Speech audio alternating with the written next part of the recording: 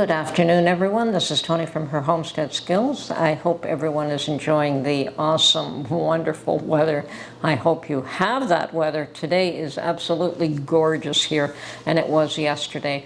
But it is that feeling, the summer's end feeling in the weather. It's warm without being exceptionally hot, and it is not exceptionally humid, and here we do get a lot of humidity as well. So it is just one of those perfect days where you want to do outdoor barbecues, or you want walks in the parks, or spending time outside is really what this weather encourages. And I did my utmost today to not lock myself inside, but to get out. And I did do that a fair bit. I also went out and washed my car today, which is one of those chores that I have to do every once in a while. And I also harvested some produce from the garden. I have a nice healthy patch of green peppers and some tomatoes, and I'll go through that.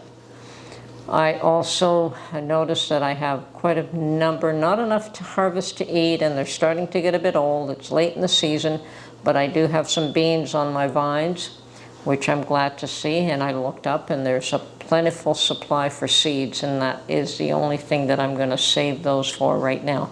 So I will leave them on the vines till they get brown and dried out, which they will. You know, they're already too old for eating, so it's good to see that I've got a good supply of them, because I do, even though you may only need a few of them for seeds, I like to have more than what I need in case you have to plant 2 or 3 times like I did this year.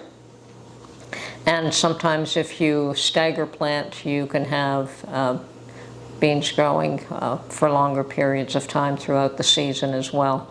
You don't have to do just one planting. You can stagger them like 2 weeks, 2 weeks, 2 weeks, and you'll have a longer harvest as well. So because of that, I do like to have a good supply of them. So garden is on its last legs, that's for sure. And I do want to prepare it for the fall and the winter this time.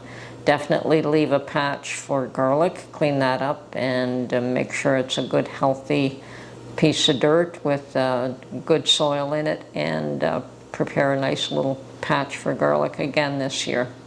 And that's about all I have to do. I have to clean it up, tear it down. I mean, I could always leave it and just clean it in the spring, and you know, the critters do get at it as well. But no, I will clean it up this year. Well, I did go to the garden to see if I could harvest anything, and yeah, I got a lovely batch of grape tomatoes that we could make a couple of salads out of, and of course the peppers are still doing awesome. So I'm going to slice these up, and I'm going to freeze them, and I may consider freeze drying them, but once they're frozen I can make that decision later. So here we go. Okay, I've got my freeze dryer trays ready. I've picked up 3 of them. I don't know if I'll need that many, but and I just want to clean these all. They're nice and crisp and beautiful.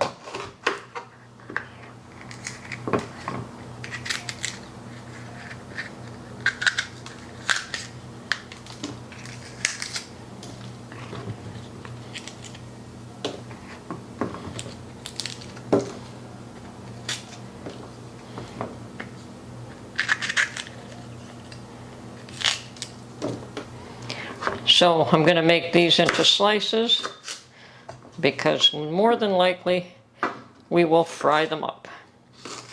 And nothing tastes as awesome as fried green peppers. They just have an amazing aroma and amazing flavor. So freezing them doesn't hurt what I want to do with them.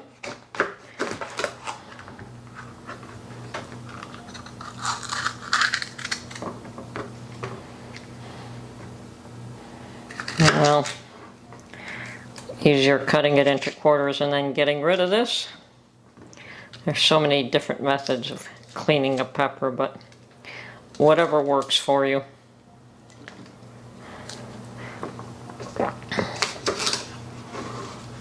And And these have all been washed before I put them here, so no chemicals used. They are just the dirt that they grew in. Okay, so I'm just going to get busy and get all this cleaned up and done, and I'll show you how many I end up with on the tray when I'm done. Okay, I've got 3 trays all cut up and laid out, single file, you know, trying not to stack anything on top of the other. And I'm going to put the lids on these and put them in my deep freezer. Now, these things are awesome. Whether I choose to just take them out and bag them in freezer bags or put them through the freeze dryer, I'll make that decision later on. I already do have a whole bunch of them just frozen in my freezer, and I can at any time take them all out and freeze dry them. But for the time being, let's get these frozen and and keep on harvesting. Yesterday, I was assisting Mark with an issue he was having with his cell phone. Actually, his died, and he needed a phone up and running immediately. Last night, he needed it for this morning. So, on my older phone that I still had here, I didn't get rid of it.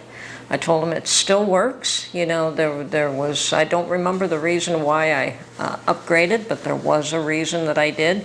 But it still worked. I had charged it on occasion, and I spent the better part of the evening trying to erase it, and for some strange reason that became a bit of an issue. It should be a quick and easy job, but you know, technology can be a pain.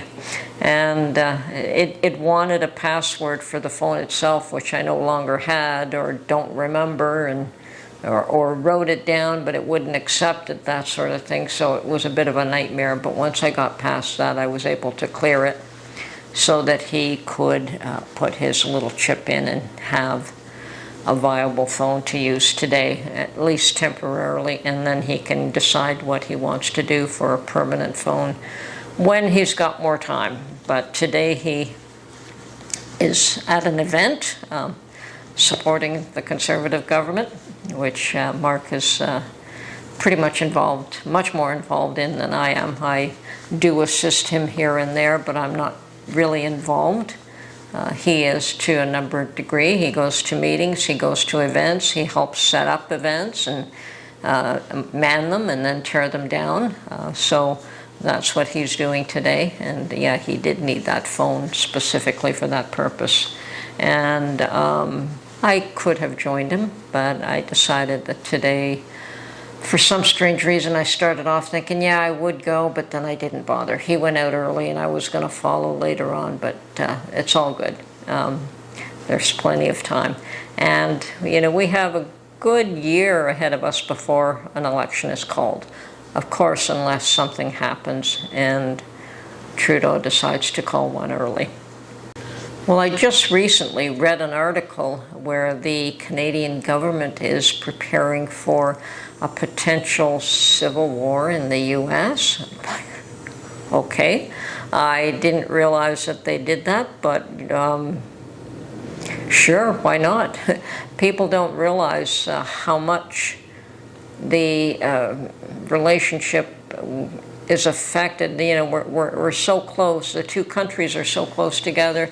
There's so much that goes back and forth trade-wise and all sorts of things, so that yes, what happens in the U.S. does affect us. I don't know if it's reciprocal to the same degree. I doubt it is. You know, we're the small fry. We're the small country next to a big country. Well, actually, we're just as big. We're just not very populated because the land isn't viable for population. Too much frozen tundra. Yeah. Mark always says he doesn't know why we took this land away from the Eskimos. Yeah, he hates the cold. Anyway, but yes, I guess that there would be reason to prepare should there be a civil war in the U.S. I don't know how that would affect us, but it would, I'm sure. It would affect us in a number of different ways.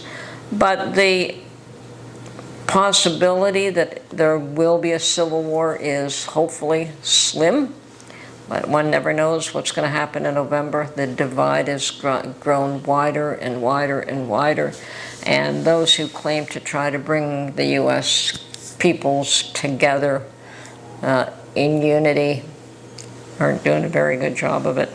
They say things and then they say other things to tear people apart, and yeah, the old divide and conquer, it does work, and unfortunately people use that strategy over and over again. So, but in Canada's case,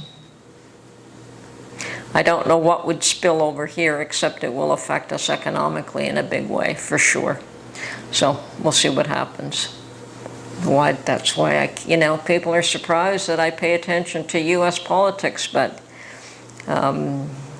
yeah, I've gotten to the age where I have the time and the inclination to be able to pay attention to politics. When I was younger, of course, working a full-time job, 3 children, a home, a husband, and all of that, who has time for politics? But today I do. So I do pay attention. Can't really do much to change anything, but I can pay attention and prepare accordingly.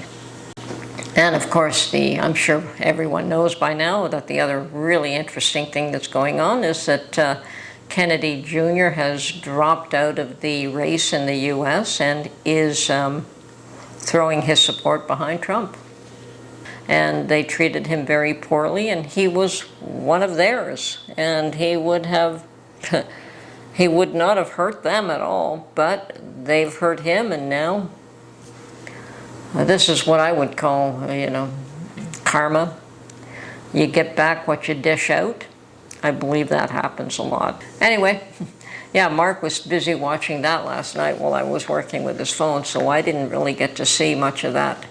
But caught the gist of it, which is fine. Now I'm going to try and enjoy the last dregs of summer here. I think that once September hits, it's going to chill, and it's going to chill pretty quickly. So even though summer doesn't end till mid-September, 3rd week in September, you feel it. Summer's end is here.